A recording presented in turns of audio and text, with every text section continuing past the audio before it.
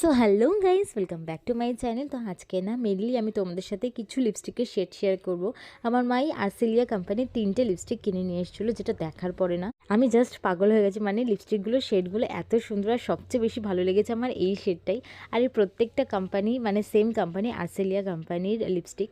আর এই first শেডটার shade হচ্ছে Paris pink.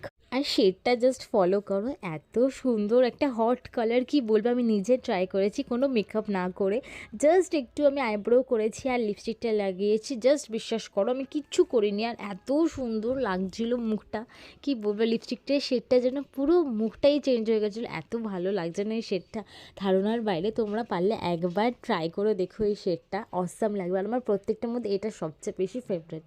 Next ছিল এই লিকুইড লিপস্টিকটা, যেটা শেড ছিল ক্যান্ডি কেন, আর শেড নাম্বারটাও নিচে লেখাই ছিল। বাই দ্য ওয়ে, তোমাদের দরকার পড়লে একবার স্ক্রিনশট নিয়ে নিতে পারো। আর এই যে এটারও একটু পিঙ্কিশ শেড, তবে ওইটার থেকে একটু হাইয়ার হট আছে।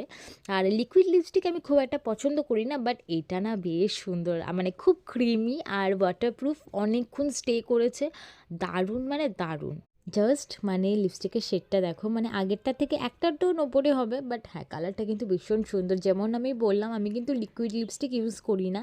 আর যারা আমার রেগুলার ফলোয়ার তারা তো জানেই যে আমি লিকুইড লিপস্টিক খুব একটা আমি অ্যাপ্লাই করতে পছন্দ করি না, খুব ভালো কিছু না হলে। আর আদারওয়াইজ আমি ক্রিমই অ্যাপ্লাই করি, ইয়া তো ক্রেয়নও অ্যাপ্লাই করি, এছাড়া অন্য কিছু কিন্তু পছন্দ করি না।